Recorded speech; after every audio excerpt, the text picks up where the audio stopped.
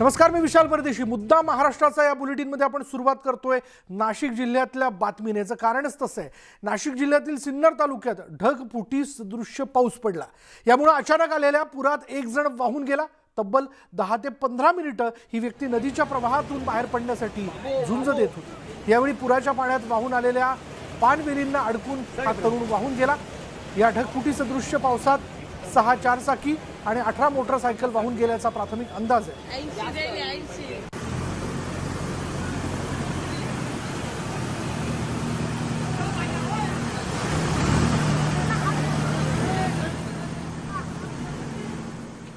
नाशिकच्या सिन्नर शहरामध्ये काल हाहाकार माजवणारा पाऊस पडलेला आहे. ढगफुटी सदृश्य पावसामुळे नाशिकच्या सिन्नर तालुक्यातील सरस्वती नदीच्या पात्रामध्ये पावसानं अशा प्रकारे हैदोस घातलेला होता. पुराचं पाणी थेट या गावामध्ये शिरलं आणि दृश्यांमध्ये दिसत असलेलं हे चित्र काल रात्री भयावह असं होतं. अनेक वाहनं जी आहेत ती ही पुराच्या पाण्यामध्ये वाहून आलेली आहे. ही वाहनं दृश्यांमध्ये आपल्याला आता नदीपात्रात दिसत असली तरी ही वाहनं मुख्य बाजारपेठेमधून तब्बल 1 ते 1.5 किलोमीटर अंतरावरून अशा प्रकारे अडकलेली आहे. दृश्यांमध्ये बघितलं तर 1, 2 नव्हे तर 3 ते 4 चारचाकी वाहने आणि मोजदाद करता येणार नाही इतकी दुचाकी वाहनं या पुराच्या पाण्यामध्ये वाहून आलेली आहे. तर नदीच्या काठावर असलेली सगळी घरं जी आहे ती अक्षरशः तुटून गेलेली आहे. अनेक लोकांचे संसार जे आहेत ते अशा प्रकारे उद्ध्वस्त झालेले आहे. आपण जर ही दृश्य बघितली तर लोकांचे घरं जी आहेत ती अशा या सगळ्या पुराच्या पाण्यामध्ये उघड्यावर पडलेली आहे. ही घराची दृश्य बघतोय. नदीच्या काठाला लागून असलेली ही सगळी घरं जी आहेत ती अशा प्रकारे पूर्णतः मोडून पडलेली आहे आणि त्यामुळे मोठ्या प्रमाणात जे आहे ते या नागरिकांचं देखील नुकसान झालेलं आहे. अचानक पडलेल्या या ढगफुटी सदृश्य पावसामुळे पुराचं पाणी जे आहे ते थेट या घरांमध्ये घुसलं. खरं तर रात्रीची वेळ होती आणि रात्रीच्या वेळेमध्ये अचानक आलेल्या पुरामुळे स्वतःचा जीव वाचवणं महत्त्वाचं होतं आणि त्यामुळे हे लोक जे आहे ते घरामध्ये असलेलं साहित्य जे आहे ते बाहेर काढू शकले नाही आणि स्वतःचा जीव वाचवून जे आहे ते या नदीच्या पात्रातून बाहेर पडले आणि त्यामुळे त्यांचा सगळा संसार जो आहे तो अशा प्रकारे पुराच्या पाण्यामध्ये वाहून गेलेला आहे. घराच्या भिंती सुद्धा या पुराच्या पाण्यामध्ये वाहून गेल्या. घरं कोलमडून पडलेले आहे. त्यामुळे कोट्यवधी रुपयांचं नुकसान जरी झालं असलं तर अनेकांचे संसार देखील यामुळे उघड्यावर पडलेले आहे. वाहनांचं नुकसान झालेलं आहे. मात्र यामध्ये जीवितहानी नेमकी किती झालेली आहे याचा आकडा अद्याप समजू शकला नाही. मात्र प्रशासनाच्या पंचनाम्यानंतर यामध्ये नेमका जीवितहानीचा आकडा किती आहे तो समजू शकेल. मात्र एकूण जर आपण बघितलं तर सिन्नर शहरामध्ये पावसाचा हाहाकार पाहायला मिळाला आहे. व्हिडिओ जर्नलिस्ट हेमंत बागुलसह लक्ष्मण घाटोळ, न्यूज 18 लोकमत, सिन्नर. अधिक तपशील आपण जाणून घेऊयात. आमचे प्रतिनिधी लक्ष्मण घाटोळ आपल्या बरोबर आहे. लक्ष्मण, या निसर्गाच्या हाहाकारामुळे होत्याचं नव्हतं झाल्याचं आपण बघतोय. लोकांचे संसार उघड्यावरती पडले. शेवटी हक्काचा छप्पर जर डोक्यावर नसेल तर दुसरा काही एक पर्याय आपल्यासमोर उरत नाही. पण सध्याची परिस्थिती काय? ज्या लोकांची घरं या पुराच्या पाण्यात वाहून गेली, नुकसान झालंय, त्यांच्यासाठी पर्यायी व्यवस्था काय करण्यात आली आहे? विशाल, खरं तर काल रात्री या ठिकाणी मुसळधार पाऊस पडला आणि हाहाकार माजवणारा हा पाऊस होता. अनेक सर्वसामान्य लोकांची घरं जी आहे ती ही पुराच्या पाण्यामध्ये वाहून गेलेली आहे.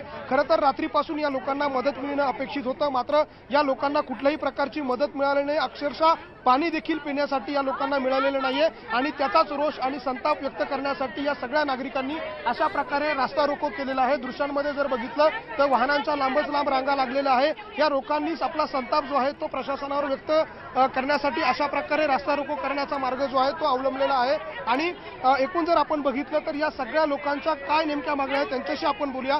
दादा, ताई, काय मागणी तुमची? एक घर सहीचं राहिलं नाही. पुरीचे 12वीचे पोरांचे 12वीचे पुस्तक सुद्धा भिजून ओले झालेले. तिला आज शाळेत जायचं पेपर आहे तरी कुणी कशावर लिहिल ती सांगा? कशावर रास्ता रोको का? हे बघा, रात्री पाऊस पडला, एवढं पाणी आलं. या बाईला मी रात्री 1:15 वाजता घरातून बाहेर काढलं.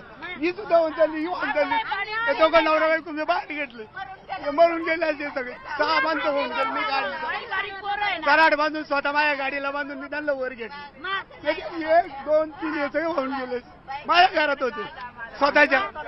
रास्ता रोको आमच्याकडे लक्ष देऊ नाही राहिले. आमच्याकडे काही कामं होऊ नाही राहिले. आमच्याकडे लक्ष द्यावं त्यामुळे आम्ही हा रास्ता रोको करू राहिलो. आमच्याकडे माणिकरावांना तुम्ही बोला. आम्ही बस तेवढंच फक्त पर्यायने तुमच्या पर्यायने आम्हाला कुठेतरी जागा द्या. जशी गौतम नगरवाल्याला जागा दिली तशी आम्हाला द्या. बस आमचं एवढंच आहे. बारीक पोरं घेऊन राहणार. आम्हाला जागा पाहिजे. जागा पाहिजे आम्हाला. आम्हाला बोलवा. आम्हाला जागा आमदाराशिवाय काही खरं नाही. आम्हाला जागा पाहिजे. वाहून गेले असते, वाहून गेले असते.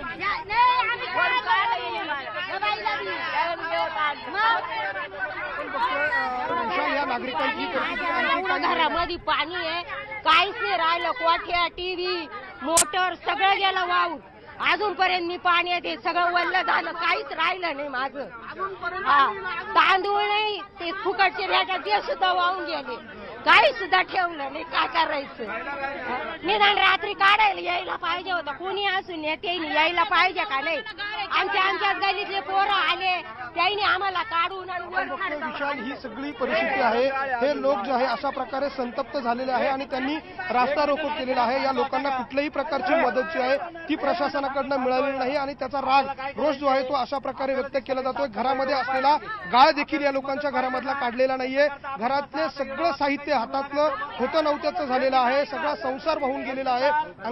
अंगावरचे जे कपडे आहेत त्याच्यानिशी हे लोक जे आहे ते स्वतःचा जीव वाचून रस्त्यावर आलेले आहे. मात्र सकाळपासून प्रशासनातले अधिकारी कोणीही या ठिकाणी नाहीये आणि म्हणून अशा प्रकारे नागरिक जे आहेत ते संतप्त होऊन या ठिकाणी रास्ता रोको करताय. पोलीस अधिकारी देखील या ठिकाणी आहे. पुन्हा एकदा ही दृश्य आपण विशाल दाखवूया की कशा प्रकारे लोक जे आहेत ते या ठिकाणी आपला आक्रोश व्यक्त करताय.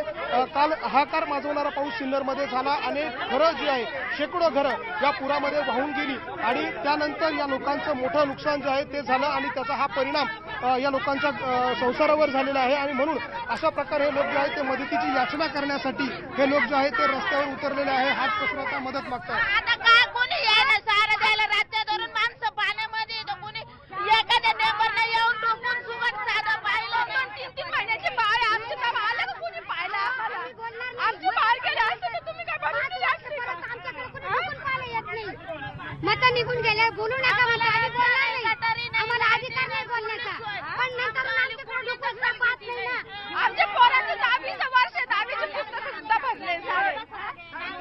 आपण बघतोय या प्रतिक्रिया या ठिकाणच्या नागरिकांच्या आहे. अतिशय रोष जो आहे तो याच्यामध्ये आहे. जर पुन्हा एकदा या ठिकाणची ही दृश्य बघतोय आपण, हा रास्ता रोको या ठिकाणी झालेला आहे. त्यामुळे वाहनांच्या लांबच लांब रांगा लागलेल्या अशा प्रकारे रस्त्यांमध्ये काठी टाकलेली आहे. झाडं काटे टाकून हा रस्ता या नागरिकांनी बंद केलेला आहे. रहिवाशांनी त्यांच्या घरामध्ये मोठ्या प्रमाणात पाणी गेलेलं आहे. मातीचे ढीग जे आहेत ते घरामध्ये साचलेले आहे आणि त्यामुळे या लोकांना कुठलीही मदत मिळाली नाही आणि म्हणून हे लोक जे आहे ते आक्रमक झाले आणि त्यांनी अशा प्रकारे रास्ता रोको केलेला आहे. नाशिक पुणे महामार्गावरची ही दृश्य बघतोय. अशा प्रकारे हा संपूर्ण रस्ता जो आहे तो बंद करण्यात आलेला आहे. पूर्ण वाहनांची रांग जी आहे ती या ठिकाणी लागली. साधारणतः 5 ते 6 किलोमीटर पर्यंतच्या रांगा या रस्त्यावरती लागलेल्या आहे आणि एकूण जर आपण बघितलं तर मोठ्या प्रमाणात वाहनांचं नुकसान झालेलं आहे. या ठिकाणी प्रशासनातले काही अधिकारी जे आहे ते या ठिकाणी आलेले आहे. आपण त्यांच्याकडे जाऊयात. नाशिक विभागाचे अधिकारी जे या ठिकाणी आलेले आपण त्यांच्याशी बोलण्याचा प्रयत्न करूया. नेमकं रात्री काय घडलेलं होतं हे त्यांच्याकडनं जाणून घेण्याचा प्रयत्न करूया. पोलीस अधिकारी या ठिकाणी आलेले आहे, त्यांच्याशी बोलूया. सर, या नागरिकांना रात्रीपासून मदत मिळालेली नाहीये असं त्या नागरिकांचं म्हणणं आहे आणि महापालिकेचे अधिकारी विशेषतः लक्ष देत नाही. पहाटे 5 वाजेपर्यंत नगरपालिकेचे अधिकारी आणि आम्ही स्वतः रस्त्यावर होतो. याच्यासाठी फिरत होतो, बॅरिकेड लावत होते, सफाई चालू होती, सगळी तयारी चालू होती. ठीक आहे, फार मोठ्या प्रमाणावर बाधित असल्यामुळे काही ठिकाणी मदत पोहोचण्यात कदाचित उशीर झाला असेल, पण काही ठिकाणी मदत पोहोचण्यात उशीर झाला असेल, पण प्रशासन पूर्णपणे बाधितांच्या सोबत आहे. सगळ्या यंत्रणा रस्त्यावर आहेत. जिथे जिथे मदत पोहोचण्याची आवश्यकता आहे तिथे तिथे पोहोचवण्याची व्यवस्था करण्यात येत आहे. स्वतः प्रांत मॅडम आलेला आहेत, स्वतः एसपी साहेब स्वतः त्याचं फॉलोअप घेत आहेत. हा प्रश्न 100% मॅनेज केला जाईल. थोडासा वेळ लागतोय कारण सगळ्या शहरावर तो हे आलेला आहे. ग्रामीण भागात काही ठिकाणी आहे, पण आपण करणार आहोत. सोमनाथ तांबे हे अधिकारी या ठिकाणी होते. आपण हा रोष या ठिकाणी बघतोय की मोठ्या प्रमाणात या महिला ज्या आहेत त्या आक्रमक झालेल्या आहे. रास्ता रोको त्यांनी केलेला आहे. पोलीस अधिकारी जे आहेत ते या नागरिकांची समजूत काढण्याचा प्रयत्न करत आहे. आपण काही प्रांत अधिकारी जे आहेत ते या ठिकाणी आहेत. आपण कदाचित ते या ठिकाणी उपस्थित झाले, त्यांच्याशी देखील संवाद साधण्याचा प्रयत्न करूया. मात्र ते आता पुन्हा या ठिकाणी नागरिकांना समजवण्यासाठी बाहेर गेल्याचं कळतंय. त्यामुळे आपण जर बघितलं तर सिन्नरमधली ही सगळी परिस्थिती बघतोय. नागरिक आक्रमक होऊन अशा प्रकारे विशाल रस्त्यावर उतरलेले आहे आणि मोठा नुकसान जे आहे ते या सगळ्या लोकांचं झालं आणि त्याचा सरळ फटका जो आहे तो अशा प्रकारे त्यांच्या कुटुंबावर झालेला आहे. लहान मुलं असतील, 3-3, 4-4 महिन्याची मुलं या लोकांच्या घरामध्ये आहे. मात्र सकाळपासून प्रशासनातले अधिकारी असतील त्यांनी या लोकांकडे ढुंकून देखील बघितलं नाही, पाणी देखील विचारलेलं नाही आणि हा सगळा राग आणि रोष जो आहे तो या लोकांचा आहे. दादा आमचं आहे ना ऐका 2-3 वेळा आष्टीयन झालं तरी हे लोक काय मानव घेतील नाही. आम्हाला आमच्या पोराच्या अंग जायला सोय नाही. एवढा गाळातून या बाजूला यावं लागत. रात्री काय झालं? रात्री इतका पूर आला, पुरातून आमच्या घर पडले. काहीच सोय नाही आम्हाला. येईन का रात्री आले नाही विचारायला आम्हाला. बाकी काही नाही. दादा 15,000 रुपये घरपट्टी देते आम्हाला. येईल आम्हाला काय केलंय आमच्यासाठी? काय केलं? नागरिकांच्या या प्रतिक्रिया आहे. 10,000, 15,000 रुपयापर्यंत घरपट्टी घेतली जातं, मात्र सुविधा मात्र कुठल्याही दिल्या जात नाही आणि त्याचा हा सगळा फटका जो आहे तो या नागरिकांना बसल्याचा आरोप या नागरिकांचा आहे.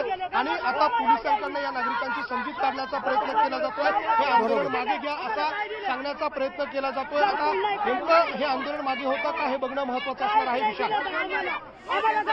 या सगळ्या परिस्थितीतून, या निसर्गाच्या हाहाकारातून निर्माण झालेल्या परिस्थितीतून या नागरिकांना जावं लागलं आणि त्यामुळे अर्थातच त्यांचा संताप होणं साहजिक आहे. कारण संसार सगळा रस्त्यावरती आला आहे, घराचे पत्रे वाहून गेले, घर वाहून गेलं, हाती असलेली वाहनं वाहून गेली आणि या सगळ्या ह्याच्यातनं जो उरलेला संसार आहे, उरलेली भांडीकुंडी जी आहेत ते वेचण्याव्यतिरिक्त यांच्या हाती काही पर्याय राहिलेले नाही. या सगळ्या परिस्थितीत पहाटेपर्यंत झगडा देत असताना अजूनही कुठला लोकप्रतिनिधी त्यांची विचारपूस करण्याकरता आला नाही, म्हणून त्यांनी संताप व्यक्त केलेला आहे आणि त्यातनंच त्यांनी रास्ता रोको केला आहे. हे होणं साहजिक आहे.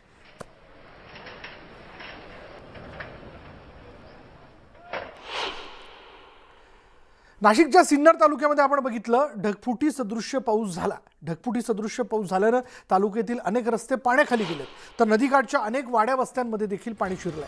मुसळधार पावसामुळे मोठ्या प्रमाणात नुकसान झालं असून काही नागरिक बेपत्ता असल्याची माहिती आहे. पूरग्रस्त भागांमध्ये मदतीकरता शासकीय यंत्रणा दाखल झाली आहे. जेसीबीच्या साह्याने नागरिकांचं रेस्क्यू ऑपरेशन करण्यात आलं. जेसीबीवर बसून 33 नागरिकांची सुटका करण्यात आली. याआधी महिनाभरापूर्वी नाशिकच्या सप्तशृंगी गडावर ढगफुटी सदृश्य पाऊस झाला होता.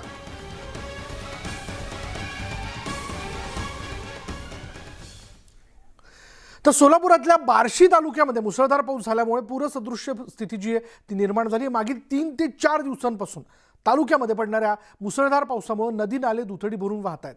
या मुसळधार पावसामुळे शेतीचं देखील मोठं नुकसान झालंय.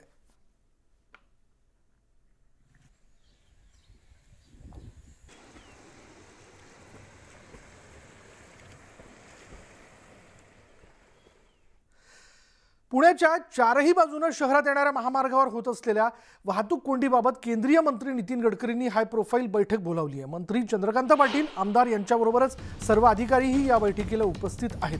पुणे विभागातील रस्ते विकास योजनांची पुण्यात विस्तृत समीक्षा बैठक घेतली जाते. बोलूयात आमचे प्रतिनिधी वैभव सोनवणे आपल्याबरोबर आहेत. वैभव, आता मुंबई पाठोपाठ पुण्यातली वाहतुकीची समस्या अर्थात ट्रॅफिक जाम हा फार मोठा कळीचा मुद्दा आहे. आता याची दखल खुद्द केंद्रीय मंत्र्यांनी घेतलेली आहे. काय नेमकी चर्चा झाली या बैठकीत? काही ठरवण्यात आलंय का?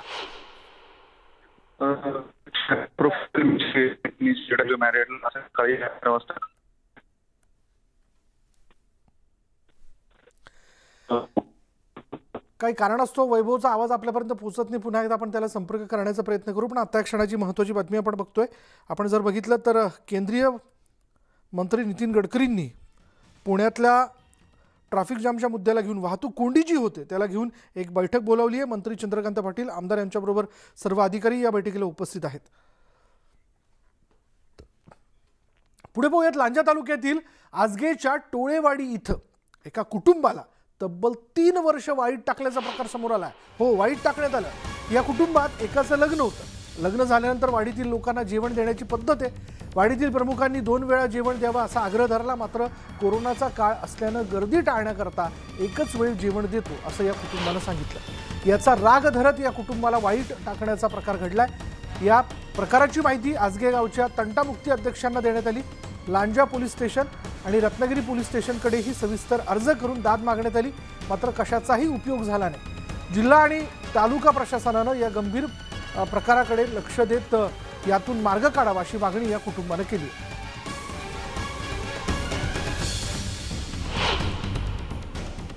ह्या टोळेवाडीत एका घराला वाईट टाकण्याचा निंदनीय प्रकार इथे उघडकीस आलेला आहे. त्या घरात जर आपण पाहिलं तर कुटुंब जे आहे या कुटुंबाला आता वाईट टाकलेल्या यांच्याकडचा जो संपर्क आहे हा वाडीतली कोणतीही लोक या ठिकाणी संपर्क करत नाहीत. आपल्यासोबत इथे या घरातील कुटुंबातील एक व्यक्ती आहे, त्यांच्याकडून जाणून घेऊया. दादा, काय सांगाल, गेल्या 3 वर्षापासून वाडी आपल्याकडे येत नाही किंवा वाडीचा संपर्क तुमच्याकडे होत नाहीये, म्हणजे थोडक्यात तुम्हाला वाईट टाकलेला आहे, काय सांगाल त्याबद्दल? माझा मोठा भाचा अक्षय दैत याच्या लग्नानिमित्त मी वाडीची एक मीटिंग ठेवली होती. त्या मीटिंगमध्ये सगळं काय जे नियम असतात, काय जे असतात विषय ते सगळे झाले होते. कसं लग्न पार पडायचा हा विधी झाला होता. पण लास्टला जेवणाच्या निमित्ताने त्याने मी जेवण देतो म्हणून सांगितलं होतं की 2, पण ते कोरोनाच्या प्रादुर्भावामुळे मी काही त्यांना जेवण देऊ शकलो नाही. त्यांना 2 जेवण पाहिजे होते, मी देतो म्हणून सांगितलं, पण त्यांना काही त्या प्रथा म्हणून ह्या ते शब्द त्यांनी गाजवत निघाला आणि त्या प्रथा ह्या शब्दावरून त्याचा वाद वाढत चालला. आमचा बाकी काय विषय झाला नाही. त्या मीटिंगच्या दरम्यान काही 2 व्यक्ती त्या मीटिंग सोडून डायरेक्ट निघून गेले आणि त्यामागून पाठोपाठ सगळे वारकरी निघून गेले. कदाचित त्यांना राग आला की नाही मला माहीत नाही, पण ते त्यांच्या मागोमाग सगळे वारकरी निघून गेले. लग्न झाल्यावर म्हणजे कसं सगळे व्यवस्थित बोलणं चालणं वगैरे होतं. नंतर हा वाद झाल्याच्या नंतर जरा लोक कमी आली बोलायची. मी तर लहानपणापासून मामाकडेच आहे, त्यामुळे कसं वाडीशी माझं घट्ट नातं आहे. पण या 3 वर्षामध्ये असं झालंय की त्यामुळे काही कोणी कार्यक्रमामध्ये आम्हाला बोलवत नाही, काही नाही. ते एवढं थांबायला पाहिजे, याचा निकाल लवकर कुठे लागला पाहिजे. आजारी आहे आणि तुमची मुलं इथे नसतात का? सगळी मुंबईला असतात. आणि हे आजारी आहेत आम्ही 2 जण त्यांना पॅरिस झालेला आहे. कवा जास्ती होतो तर कवा कमी होतं. मी कोणाकडे कुठे जा, ह्या घरात मी दरवाजा लावून घेतो, आवाज जाईल काय माझा बाहेर बोला, आणि मी उठू शकत त्यांना कमी जास्त काय. जो माझ्या कुटुंबात प्रसंग आलेला असा कोणावरती व्हायला नाही पाहिजे. आणि कधी कोणाकडे आपण जेव्हा जातो, समजा मी तंटामुक्ती देशाकडे गेलो, त्यांनी सुद्धा मला एक समाधानकारक त्यांच्याकडे उत्तर मिळालं नाही किंवा न्याय मिळाला नाही. पाळीतून बाहेर टाकणं म्हणजे हे काय असतं हे मला आज कळालं. मला माहीत नव्हतं हे काय असतं, पण आता जेव्हा मी 3 वर्ष हे भोगलं, आज माझे आईवडील तुम्ही बघताय, त्यांचं वय बघताय 87च्या आसपास, 76 वडिलांचं वय आहे आणि त्याचं आईचं वय आहे. ह्या वयामध्ये त्यांनी जर हे भोगलं तर काय म्हणजे कसं माणूस म्हणून आपण काय म्हणून जगायचं? स्वातंत्र्य झालं आपण म्हणतोय, पण काय स्वातंत्र्य झालं? काहीच नाही. व्हिडिओ जर्नलिस्ट अनिकेत होलमसह सचिन सावंत, न्यूज 18 लोकमत, लांजा, रत्नागिरी. औरंगाबाद शहरातील पोलीस आयुक्त कार्यालयासमोर स्वतःला पेटवून घेणाऱ्या महिलेचा दुर्दैवी मृत्यू झालाय. सविता काळे असं या मृत महिलेचं नाव आहे. नवरा आणि शेजारी पती पत्नी मानसिक तसंच शारीरिक त्रास देत असल्याची या महिलेची तक्रार होती. शेजारी जोडप्याने पोलिसांचा धाक दाखवून आपल्यावर अत्याचार केला असाही आरोप या महिलेने तिच्या जबाबामध्ये केलेला आहे. याबाबत पीडितेने वारंवार पोलिसात तक्रार देऊनही कारवाई होत नसल्याचा तिचा आरोप आहे. आणि त्याच नैराश्यातून या महिलेनं असं टोकाचं पाऊल उचललं. 70% भाजलेल्या या दुर्दैवी महिलेचा पहाटेच्या सुमारास मृत्यू झाला. गंगापूर तालुक्यातील मांडवा या गावात ही महिला राहत होती.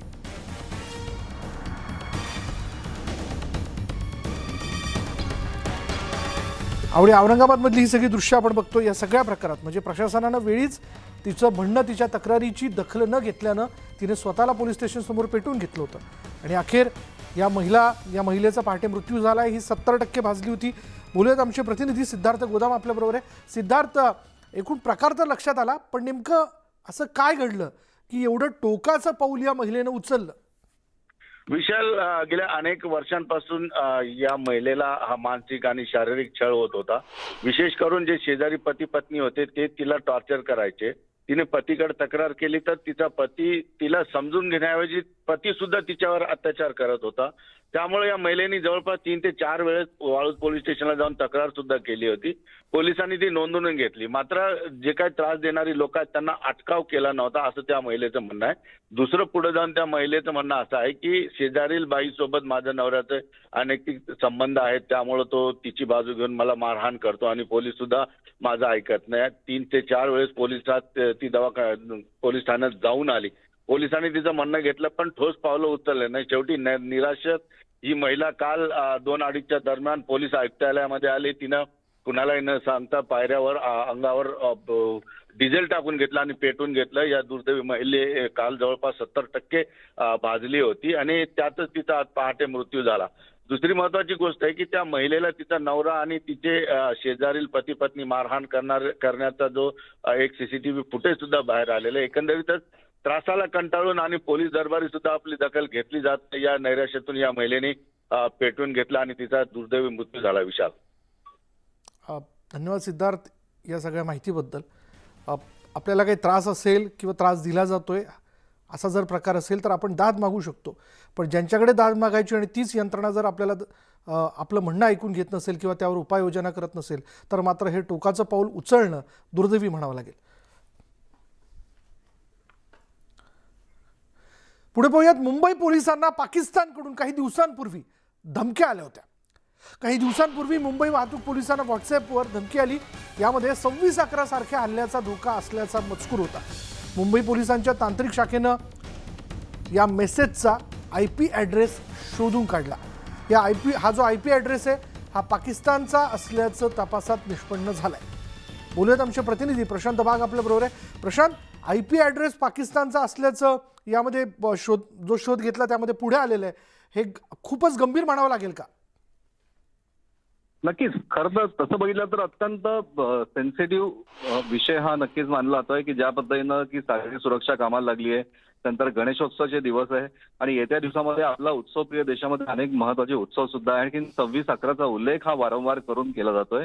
19 ऑगस्टला आलेल्या धमकीमध्ये स्पष्ट उल्लेख करण्यात आला होता की अशा प्रकारच्या दहशतवादी हल्ल्याची या मुंबई शहरावर पुन्हा एकदा शक्यता आहे. आणखी याचमुळे हे प्रकरण सुरक्षा व्यवस्थांनी, मुंबई पोलिसांनी सुद्धा अत्यंत गांभीर्याने घेतलेलं आहे आणि याचाच तातडीनं शोध सुद्धा करण्यात आला, पृथक्करण करण्यात आलं आणि प्रॉक्सी सर्व्हरचा वापर करून पाकिस्तानच्या IP ॲड्रेसवरनं हा मेसेज आल्याचं आता निष्पन्न झालेलं आहे. यापुढची पावलं सुद्धा मुंबई पोलिसांनी उचलली आहे. केंद्रीय सुरक्षा यंत्रणा, केंद्रीय तपास यंत्रणा सुद्धा याच्यात लक्ष देत आहे की नेमके प्रत्येक ठिकाणी ज्या ठिकाणी सर्व्हर आहे त्या सर्व्हरच्या माध्यमातून जरी प्रॉक्सी सर्व्हरचा वापर केला तरी त्याच्या क्रॉस व्हेरिफिकेशनमध्ये रिव्हर्स नोटिफिकेशन काय मिळत आहे याच्यावर सुद्धा आता पोलिसांचं काम चाललंय. एकीकडे सुरक्षा व्यवस्था आवडली आहे तर दुसरीकडे जे मेसेज येत आहेत किंवा जी माहिती येते त्याचं पृथक्करण करून तातडीनं उपाययोजना करण्यासाठी मुंबई पोलीस तैनात आहे. आवाहन करताय मुंबई पोलीस सातत्यानं की कोणत्याही प्रकारची वस्तू, आक्षेपार्ह वस्तू किंवा आक्षेपार्ह व्यक्ती सुद्धा या सण, फेस्टिवल, उत्सव काळामध्ये कोणालाही कुठे दिसली तर त्यांनी पोलिसांच्या तत्काळ निदर्शनास आणून द्यावं. पोलीस सेवेत तत्पर आहे. विशाल, धन्यवाद प्रशांत या सगळ्या माहितीबद्दल. आणि या महत्त्वाच्या बातमीनंतर मुद्दा महाराष्ट्राचा मध्ये इथेच थांबणार आहोत. पहा फक्त न्यूज 18 लोकमत.